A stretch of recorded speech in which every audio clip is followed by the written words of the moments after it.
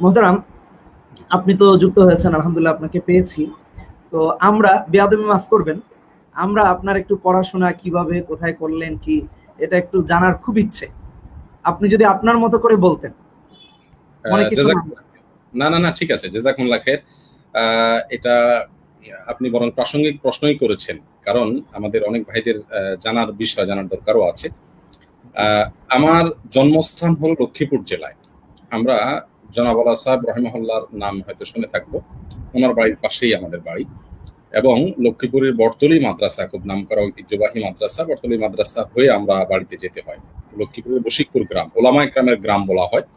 এবং এক বাড়িতেই, আমাদের পুরাতন বাড়িতে উমেদপুর বাড়ি বলে, সেখানে বলা হয়ে থাকে যে দারুল উলুম দেওবন্দ থেকে পড়ুয়া অনেক আলেম একই বাড়িতে ছিলেন। এবং সংখ্যাটা আমার মনে হয় একটু অত্যুক্তি হয়, কিন্তু কবরস্থানে গেলে যখন সব মাওলানা লেখা দেখি, যাদের মৃত্যু আমার জন্মের আগেও হয়ে গেছে, তো তখন বুঝতে পারি যে আসলেই অনেক ওলামা একরাম এখানে ছিলেন, যদিও সে ঐতিহ্য এখন একেবারে শূন্য কোঠায়। তো লক্ষ্মীপুরে আমার জন্ম। এরপরে মাদ্রাসার পড়াশোনা বা দিনী পড়াশোনা প্রথমে তো মা বাবার হাতেই শুরু, বাসায় শুরু, আমার মায়ের হাতে শুরু, আমার চাচার হাতে শুরু। এরপরে গ্রামে আমাদের স্কুলে ক্লাস 3 পর্যন্ত আমার যতটুকু মনে পড়ে আমি পড়েছি। এরপরে আমার বাবা আমাকে মাইজদি, অর্থাৎ নোয়াখালী জেলার যারা আছেন তারা জানেন, নোয়াখালীর জেলা শহর মাইজদি, এই মাইজদির অদূরে বোধহয় হরিনারায়ণপুর একটা গ্রাম, সেখানে দানামিয়ার মাদ্রাসা নামে একটা মাদ্রাসায় আমাকে ভর্তি করান। দানামিয়ার হোটেল নামে একটা নামকরা হোটেল, যারা নোয়াখালীর আছেন তারা জানেন, এই হোটেলের মালিক ওই মাদ্রাসা করেছেন মূলত। তো সেখানে নুরানির পড়াশোনাগুলো আমি শুরু করি, একেবারে নুরানি আলিম বাতাসা থেকে নুরানির প্রাথমিক 1 2 3 জামাত, কওমি মাদ্রাসা ছিল এটা। কওমি মাদ্রাসা, জি। সেখান থেকে আমি চন্দ্রগঞ্জ, লক্ষ্মীপুরের চন্দ্রগঞ্জের দোয়ালিয়া মাদ্রাসায় পড়ি, বোধহয় উর্দু খানা শুধুমাত্র। এরপরে আমি চলে যাই হাতিয়াতে। হাতিয়া হুজুর রাহিমাহুল্লাহর কাছে নাহবে মির আমি সরাসরি হুজুরের কাছে পড়ি, মিজান আমি ওনার কাছে পড়ি। এবং হাতিয়া হুজুর রাহিমাহুল্লাহ আমাকে, আমার নামটা, মজার বিষয়, আমার নামটা রেখেছেন হাতিয়া হুজুর রাহিমাহুল্লাহ। আমার নাম ছিল ভিন্ন, নাম ছিল আহমদ হোসেন। তো হুজুরের কাছে যখন আমাকে নেওয়া হলো, আমি অনেক ছোট ছিলাম, মনে পড়ে এখনো। তো হাতিয়া হুজুর রাহিমাহুল্লাহ যেহেতু মুফতি ফয়জুল্লাহ রাহিমাহুল্লাহর হাতে বানানো শাগরেদ ছিলেন, চিনেন, তো তিনি আমাকে বললেন, আমাকে আমার যে ওস্তাদ নিয়ে গেছেন তাকে বললেন যে আহমদ হোসেন কেন? বললেন যে সমস্যা কি? বললেন যে নামের শেষে হাসান, হোসাইন, আলী এগুলো শিয়ারা চালু করছে। আমরা রাসূল করিম সাল্লাল্লাহু আলাইহি ওয়াসাল্লামের পরিবারকে প্রাণের চেয়ে বেশি ভালোবাসি, ঠিক আছে, কিন্তু নামের শেষে আবু বকর হয় না, নামের শেষে ওমর হয় না, হাসান হোসেন আলী শুধু হয় কেন? এটা শিয়াদের একটা চক্রান্ত। আমাদের এই দেশে নামগুলো তারা রেখেছে। আমরা এমনি শুধু হাসান রাখবো, এমনি শুধু হোসাইন রাখবো, এমনি শুধু আলী রাখবো, কিন্তু নাম রাখলেই সেখানে আলী, হাসান, হোসাইন, এটা একটা কমন ট্র্যাডিশনে পরিণত হয়ে গেছে। কেন? রাসূল আকরাম সাল্লাল্লাহু আলাইহি ওয়াসাল্লামের নামকে তো এইভাবে রাখা হচ্ছে না, খলিফাতুল মুসলিমিন আবু বকর রাদিয়াল্লাহু তাআলার নামটা এইভাবে রাখা হচ্ছে না। যাই হোক, পরে উনি বললেন যে একটু চেঞ্জ করে দিই। তো আমরা বললাম ঠিক আছে, তো উনি নামটা রাখলেন। যাই হোক, এটা আমার হুজুর রাখলেন নামটা। জি জি, নামটা চেঞ্জ করে হুজুর রাখেন। এরপরে ওখানে নাহবে মির এবং হেদায়েতুন নাহব পড়ি। যথাসম্ভব, সনটা আমার মনে নেই আসলে, 88 বন্যায় সম্ভবত ভয়াবহ আকারে হাতিয়াতে মানুষের প্রাণহানি হয়, আমরা বেঁচে যাই আলহামদুলিল্লাহ। সেখান থেকে আমি ফেনী হয়ে চলে যাই হাটহাজারীতে। আমার এক উস্তাদ, হাটহাজারীর মুফতি শহীদুল্লাহ সাহেব রহিমাহুল্লাহ মারা গেছেন, আমার উস্তাদ, ওনার কাছে চিঠি লিখে পাঠান। তো আমি আমার উস্তাদের পাশের রুমে ছিলাম, এবং যতদিন হাটহাজারীতে ছিলাম ততদিন হাফেজ শহীদুল্লাহ রহিমাহুল্লাহর খাদেম হিসেবে ছিলাম। যারা হাটহাজারীতে পড়েছেন তারা জানেন, সেখানে হুজুরদের খাদেমদের এক বিশাল পাওয়ার থাকে। তো আমাদেরও সে পাওয়ার ছিল। আমি ছোট পিচি ছিলাম, কিন্তু সবাই জানতো যে আমি শহীদুল্লাহ সাহেব হুজুরের খাদেম। অন্য ছাত্ররা খুব টাইট হয়ে থাকতো, জানে যে হুজুরদের খাদেমরা কোনো নোটিস করে দিলে অনেক সমস্যা হতে পারে। যাই হোক, সে মজার ইতিহাস। হাটহাজারী মাদ্রাসায় ছিলাম। সেখান থেকে যশোরের দরঠানা মাদ্রাসা জামিয়া আছে, সেখানে আসি। সেখানে এসে আমি পড়াশোনা করি, সরহবিকে আর পরীক্ষা দেবে ফাঁকে 10 নম্বর স্ট্যান্ড করি সেখান থেকে। তারপরে যা মেশকাতে ওই একই মাদ্রাসায় পড়ি, সেখানে 3 নম্বর স্ট্যান্ড করি। দাওরা ওখান থেকে পড়ি, সেখানে 2 নম্বর স্ট্যান্ড করি আলহামদুলিল্লাহ। আমরা মার্কাজুদ দাওয়ার মৌলানা আব্দুল মালিক সাহেব হুজুর হাফিজাহুল্লাহর যে মাদ্রাসার জাকারিয়া আব্দুল্লাহ ভাই আছেন, আমরা অনেকে চিনি ওনাকে। আমরা হাটহাজারীতে একই রুমে ছিলাম, এবং হাফিজ শহীদুল্লাহ সাহেব রহমাতুল্লাহ খাদেম হিসাবে আমরা একই সঙ্গে ছিলাম। পাশাপাশি তিনি এক জামাত উপরে ছিলেন, এবং সেই সাথে আল্লাহ মাহমুদ শফি হাফিজাহুল্লাহর ছেলে আনাস মাদানী, যাকে আমরা খুব বেশি আলহামদুলিল্লাহ, তিনিও জাকারিয়া আব্দুল্লাহ ভাইদের সাথে ছিলেন, অর্থাৎ আমাদের এক জামাত উপরে ছিলেন, কিন্তু আমরা পাশাপাশি ছিলাম। এরপরে আমি চলে আসি তো যশোরে, সেখানে এসে দাওরা শেষ করি। দাওরা বস্তু জাকারিয়া আব্দুল্লাহ ভাইয়ের সাথে পরীক্ষা দেই। জাকারিয়া আব্দুল্লাহ ভাই নিয়মিত ফার্স্ট হয়ে থাকেন বিভাগে, কিন্তু ওই বছর তিনি অসুস্থ ছিলেন, যার কারণে তিনি 5 হয়ে গেলেন, 5 নম্বর, আমরা 2 নম্বর হই। এরপরে ইফতাপড়ি করলাম দারুল উলুমে। এ হলো মোটামুটি আমার পড়াশোনার জিন্দেগি, অর্থাৎ একেবারে শুরু থেকে শেষ পর্যন্ত কমে আসতেছে। আলহামদুলিল্লাহ তুষার, অনেক অজানা ইতিহাস আমরা জেনে ফেললাম। আর সব থেকে ভালো লাগাটা এখানে ছিল যে মুফতি ফয়জুল্লাহ রহমতুল্লাহ আলাইহির হাতে গড়া আমাদের হাতিয়ার হজরত, তিনি আপনার নামটা চেঞ্জ করে আহমদুল্লাহ রেখেছেন, আর সেই নামটাই আজকে অনেক বরকতপূর্ণ নাম। আলহামদুলিল্লাহ, আল্লাহ কবুল করেছেন। আসলে বড়দের সবকিছু আমাদের বোঝে না আসলেও তারা আমাদের জন্য অনেক কল্যাণকর অনেক কিছু করে থাকেন। আলহামদুলিল্লাহ, এটা খুব একটা ভালো ইতিহাস আমরা জেনেছি। শাহেখ, তারপর আপনি সম্ভবত বিদেশে গিয়েছিলেন। এখানে একটু বলি রাফি ভাই, সেটা হলো আজকাল ছাত্রদের সাথে ওস্তাদদের তো সেরকম কোনো অন্তরঙ্গ বা রুহানি যে সম্পর্ক দরকার সেটা কিন্তু আজকাল নাই। আমার খুব মনে পড়ে যে আমার জীবনে প্রথম মা বাবাকে রেখে ঈদ, আমি কিন্তু তখন বালেগ হই নাই, আমার পরিষ্কার মনে আছে আমি তখন বালেগ হইনি, তার মানে করিবুল বুলুগ, আমার হয়তো বয়স 12-13 এরকম ছুঁই ছুঁই। এই বয়সে মা বাবা রেখে হাতিয়ার মতো দ্বীপ, চারপাশে সমুদ্রের মতো আপনার ধুধু কোনো কিছু দেখা যায় না, এবং সি ট্রাক জাতীয় একটা বাহন তখন ছিল, আপনার ফেরির মতো অনেকটা, এর বাইরে আর কিছু নাইও যাতায়াতের, এবং প্রাণ নিয়ে যেতে হতো। এরকম একটা অবস্থায় মা বাবাকে রেখে জীবনে প্রথম ঈদ আমি করি হাতিয়ার ওখানে হাতিয়া মাদ্রাসাতে।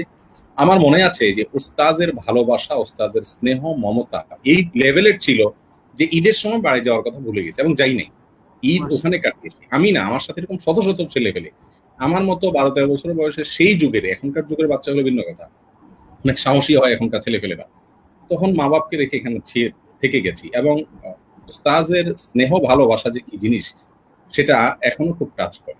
জি, জাযাকুমুল্লাহ খাইর। আমার মনে হয় আমাদের ছাত্র বন্ধু যারা আছে তাদের উচিত হবে বিশেষ করে উস্তাজদের সাথে রুহানি একটা সম্পর্ক যেন তাদের থাকে, সেই দিকটাকে খুব বেশি খেয়াল। আমি আমি আমি যদি আপনার সাথে একটু যুক্ত করি, যেমন আমাদের দেখলে অনেকে মনে করে আমরা মনে হয় এভাবেই পড়াশোনা করে মানুষ হয়ে গিয়েছি বা এতটুক পর্যন্ত এসেছি, এরকম না। আমার মনে আছে হুজুরের কাপড় ধোয়া, বাজার করা থেকে নিয়ে হিফজখানার কথা বলছি, তারপর সেগুলোকে আয়রন করে দিয়ে রেডি করে দিয়ে, তখন বুঝতামই না। আপনি যে কথাটা বলেছেন ঠিক, হয়তো বা 10-11 বছর ছিল, তো আমাদের এই অবস্থায় আমরা এতটুকু খেদমত করেছি। আর এখনকার ছাত্ররা, আপনি যেটা বলছেন আসলে সাহস বেশি, এই সাহসটা তাদেরকে অনেক জায়গায় দেখা গিয়েছে যে বেয়াদবি পরিণত করছে, যে কারণে ইলমের ফায়দাটা নেওয়া হচ্ছে না। সো এটা উচিত না। অবশ্যই অবশ্যই উস্তাদের খেদমত করা, উস্তাদের সেবা করা। যদি আপনি এ ব্যাপারে কিছু বলতেন ছাত্রদের জন্য। আমি আরেকটু যোগ করি একটু। আমি যখন হাটাজারিতে পড়ি, হাফিজ শহীদুল্লাহ শাহজুর রাহিমাহুল্লাহ, আমার মনে আছে ওনার ভিতরে আমি রাসূল করিম সাল্লাল্লাহু আলাইহি ওয়াসাল্লামের একটা সিফত দেখতে পেতাম, সেটা হলো আজান হয়ে গেলে হুজুর কাউকে আর চিনতেন না। রাসূল করিম সাল্লাল্লাহু আলাইহি ওয়াসাল্লামের বিশেষ কিছু হালতে তিনি আমাদের আয়েশাকেও চিনতেন না। আমরা জানি হাদিসে রয়েছে যে জিজ্ঞেস করছেন কে, বলেন আয়েশা, বলেন আয়েশা কে, বলে বিনতু আবি বকর, বলে আবু বকরকে, বলে ইবনু আবি কুহাফা। রাসূল আকরাম সাল্লাল্লাহু আলাইহি ওয়াসাল্লাম চিনতে ছিলেন না। তো আজান হয়ে গেলে তার চেহারা লাল হয়ে যেত, মানে অস্থির হয়ে যেতেন মসজিদে যাওয়ার জন্য। তো আমার উস্তাদের ভিতরে আমি সেই জিনিসটা দেখতে পেতাম।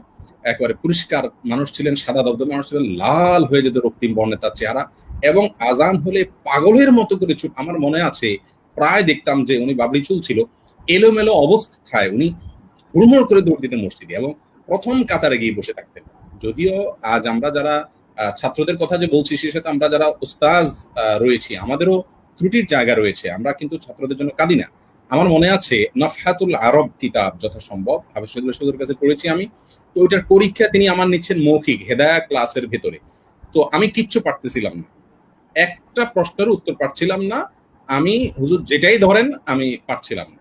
যখন পরপর কয়েকটা প্রশ্ন উত্তর আমি এইভাবে পারি নাই, তো আমার এখনো মনে আছে, হাফিজ শহীদুল্লাহ সাহেবকে যারা চিনেন তারা জানেন, হুজুর তখন ছেলে মানুষের মতো, বাচ্চার মতো কেঁদে দিলেন, এবং স্টেজে বসা শত শত ছেলে পরীক্ষা দিচ্ছে বসে কেঁদে দিয়ে হুজুর আমাকে বললেন যে বাবা, চিটাঙ্গা ভাষা বললেন, তুই আর খেদমত করতে করতে পড়ালেখা করিস না ফরত, ইল্লা খেদমত আর করেন না করি। খুব রাগ হয়ে গেল, নিজেকে অপরাধী মনে করলেন যে এই ছেলেটা আমার খেদমত করতে করতে। আমি মনে আছে এক বালতি করে কাপড় সপ্তাহে 2 দিন 3 দিন ধুইতাম, রান্না বাড়া বলতে ডিম টিম ভাজি করতাম, বাসার কাজগুলো করতাম, সমস্ত কাজগুলো করতাম। আলহামদুলিল্লাহ ওস্তাজের ওই সময়ে আমাকে একটা ধমক দিলেন এবং বললেন তুই আর খেদমত গ্রহণ করিবে পয়লা বালা করি করো। তো চিটাঙ্গের ভাষায় ভাষা বলার পরে আমি চিন্তা করলাম না আমার এই জায়গায় ত্রুটি আছে, পড়ার দিকে একটু বেশি করে মনোযোগ দিলাম। এরপর থেকে জীবনে ক্লাসে আলহামদুলিল্লাহ কখনো সেকেন্ড হতে হয়নি। মাশাআল্লাহ মাশাআল্লাহ। এভাবেই আপনি আমাদের কাছে ভালোবাসার হয়ে উঠেছেন। আমাদের একজন দর্শকের মতামত আপনাকে নিয়ে, আহমদুল্লাহ ভাইকে আল্লাহর জন্য ভালোবাসি। ওনার মাঝে ডাক্তার আব্দুল্লাহ জাহাঙ্গীর রহমতুল্লাহ আলাইহি স্যারের প্রতিচ্ছবি দেখতে পাই। ওনার সবচেয়ে বড় গুণ হচ্ছে কারো সমালোচনা না করে কোরআন এবং হাদিস থেকে ইসলামের সৌন্দর্যকে তুলে ধরেন। জাযাকাল্লাহ খাইরান। আমি আর কিছু বলতে চাই না, আশা করি আপনি শুনেছেন আলহামদুলিল্লাহ। তো আমরাও এই জন্য ভালোবাসি আলহামদুলিল্লাহ। খুব ভালো কথা ভাই লিখেছেন। অনেকেই তাদের ভালোবাসার বহিঃপ্রকাশ ঘটিয়েছেন। আচ্ছা মুহতারাম, একটা বিষয় জানতে চাই, তারপর আপনি সম্ভবত বিদেশে চলে গিয়েছিলেন। জি জি জি। বিদেশে আমাদের ছেড়ে চলে গেলেন, আবার কিভাবে আসলেন? পরপরই আমি যাইনি, আমি পড়ালেখা করার পর কর্মজীবন আমার শুরু হয়েছে, বেফাকে ভালো ফলাফল হয়েছে। সেই সুবাদে দারুল রাশাদের প্রিন্সিপাল, বর্তমান প্রিন্সিপাল এবং প্রতিষ্ঠাতা মাওলানা সালমান নাদবী হাফিজাহুল্লাহ, সেখানে আরেক গল্প, আমার বাবা যশোরে ব্যবসা করতেন, ওনাদের গ্রামের বাড়িতে নলতাতে আমরা ভাড়া থাকতাম। সেই শেখে আমি হাতিয়া থাকতে ওনার সাথে পরিচয়, সে বহু আগের কথা।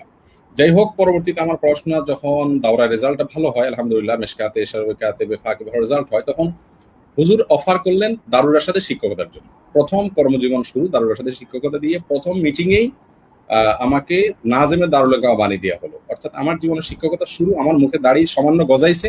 আর দারুল রাশা সম্পর্কে আপনারা জানেন, বয়স্কদের মাদ্রাসা, সেখানে অনেক ক্যাপ্টেন, অনেক আপনার ডাক্তার ইঞ্জিনিয়াররা, স্টুডেন্ট, এবং এসএসসির নিচে তো কেউই নাই, সবাই এসএসসির উপরে। আর আমি হলাম তাদের ওস্তাদ নয়, শুধু আপনার নাজেমে দারুল কাম। তো যাই হোক, এটা বানিয়ে মজার ছিল। 3 বছর সেখানে আমি শিক্ষকতা করলাম।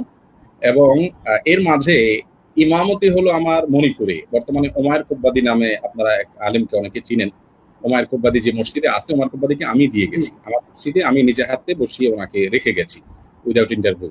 এবং আমি 3 মাসের জন্য সৌদিতে যাওয়ার সময় ওমায়ের ভাইকে রেখে গিয়ে পরে ওখানে গিয়ে বললাম যে আমি আর আসছি না, আপনি কন্টিনিউ করেন। এখন ওমায়ের কুব্বাদি সেখানে আছে মণিপুরে, এই মসজিদটাতে আমি ছিলাম। তো এই মসজিদে যাওয়াকে নিয়ে সালমান সাহেবের সাথে আমার একটু ভুল বোঝাবুঝি হয়। তখন দারুল রাশাদ থেকে আমি ইস্তফা দিয়ে চলে আসি, আরজাবাদে যোগ দিই। আরজাবাদে রেজাউল করিম ইসলামী রাহিমাহুল্লাহর সাথে এবং অন্য বড় ওলামা ইকরামের সাথে দাওরা হাদিসের খেদমত করার সুযোগ হয়। ইফতায় আমাদের কিছু ভাইদের সাথে, ইফতার ভাইদের সাথে, ছাত্র ভাইদের সাথে বসার তৌফিক হয়। মিশকাতে সহ উপরের দিকে কয়েকটা ক্লাস আমাকে দেওয়া হয়। সেখানে ভাঙতি বছর শেষ করার পর দারুল রাশাদে আবার আমাকে ফিরে আসতে হয়, কারণ সালমান সাহেব আমাকে আবারও নক করেছিলেন, ডেকেছিলেন, চলে যাই। দারুল রাশাদেই পুরো সময়টা থাকি। এখনো সালমান সাহেবের সাথে আমার ব্যক্তিগতভাবে খুব আন্তরিকতা রয়েছে, হৃদ্যতা রয়েছে। আমার ফাউন্ডেশনের মেম্বার ওই সালমান সাহেব, এবং এই যে লাইভ শুরু হওয়ার 5 মিনিটের মধ্যে সালমান সাহেব ফোনও দিয়েছে, আমি দেখতে পেলাম পরে। তো আলহামদুলিল্লাহ নিয়মিত আমার সাথে আমার যোগাযোগ। লিয়াকত আলী সাহেব আমার বড় মুরব্বী, তিনিও ফোন দেন নিয়ম করে। তো এই ছিল দেশে কর্মজীবন। এখানে দারুল রাশাদে এবং আরজাবাদে হাদিসে খেদমত করার পাশাপাশি একই সময় সৌদি এম্বাসি থেকে কিছু মেহমান আসেন দারুল রাশাদে। ওনারা আসার পরে কোথাও ফাঁকে আমার সাথে একটা ভালো সম্পর্ক তৈরি হয়। আমি ভালো আরবি বলতে পারতাম। তো একবার এম্বাসিকে আমাদেরকে দাওয়াত দেওয়া হলো, সৌদি এম্বাসিকে। আমি মাওলানা সালমান সাহেব, দারুল রাশাদের শেখ সাইদুর রহমান সাহেব, আরো অন্যান্য ওলামা ইকরাম আমরা গিয়েছি। তো সেখানে সবচেয়ে বেশি কথা আমি বলেছিলাম। আমি বাচ্চা মানুষ ছিলাম, তো পোলাপায়ের নাম তো বেশি কথা বলে, সেই হিসাবে আমিও বেশি কথা বলছি। তো বেশি কথা বলার কারণে ওনাদের কাছে খুব নজরে পড়ে গেল। ওনারা আমার নাম্বার টাম্বার নিল। 1 বছর পরে ওই ভদ্রলোক যারা সৌদি থেকে এসেছিলেন এম্বাসিতে, কোন একটা সৌজন্য সাক্ষাৎ ছিল, উনি আমাকে নক করলেন, করে বললেন তুমি সৌদিতে আসবা, চলে আসো। আমি বললাম কি জন্য? বললেন যে আমাদের এখানে ওয়াজ ইসলামিয়াতে দাওয়াতের কাজে আসবা। তো আমি আমার ওস্তাদের সাথে পরামর্শ করলাম, বললেন যে যাও, তাদের হবে। আমি বললাম যে কিছু না হোক ফ্রি হজ আর উমরা তো হবে, যাই ঘুরে আসি। তো এই যাওয়ার পরে 10 বছর থাকা সেখানে, আলহামদুলিল্লাহ সেখানে আমাদের বাংলাদেশি প্রবাসী ভাইদের মধ্যে দাওয়াতি কাজ করার চেষ্টা করেছি। 10 বছর থাকার পরে আমার মনে হলো যে আসলে লাক্সারিয়াস লাইফ লিড করা এটা তো জিন্দেগি না। আমার কাজের ক্ষেত্রে তো আমার দেশ, প্রবাসে ভাইদের মধ্যে কাজ করা যায়, কিন্তু সেখানে তো এতটা অবাধে কাজ করার সুযোগ। তখন সিদ্ধান্ত নেই যে না, দেশে চলে আসবো এবং দেশে এসে কাজ করব। তখন থেকে ওখান থেকে বসেই একটা প্রতিষ্ঠান করার চিন্তা করছিলাম। সেই চিন্তা থেকে আস্তে আস্তে যখন অগ্রসর হয়, তখন আলহামদুলিল্লাহ 2018-র শুরুর দিকে 10 বছর তিলকা আশাতুন কামালাতুন পূর্ণ হয়ে যাওয়ার পরে দেখলাম যে না, নিজ দেশে ফিরে যাওয়া উচিত। যদিও আমি সৌদি আরবে সারা জীবন যদি কাটিয়ে দিতে চাইতাম, তো হয়তো সেই সুযোগ আমার জন্য ছিল, ফ্যামিলি সহ আমার কোনো বাধা ছিল না, এবং এখন যে কষ্টে আছি সেই কষ্টগুলো থাকতো না, অনেক আরামের সাথে থাকা যেত। কিন্তু চলে আসছি কারণ আমি জানি যে দেশে কাজ করার সুযোগ অনেক বেশি। বিশেষ করে ডক্টর খন্দকার আপনারা জাহাঙ্গীর আলমের সাথে পরামর্শ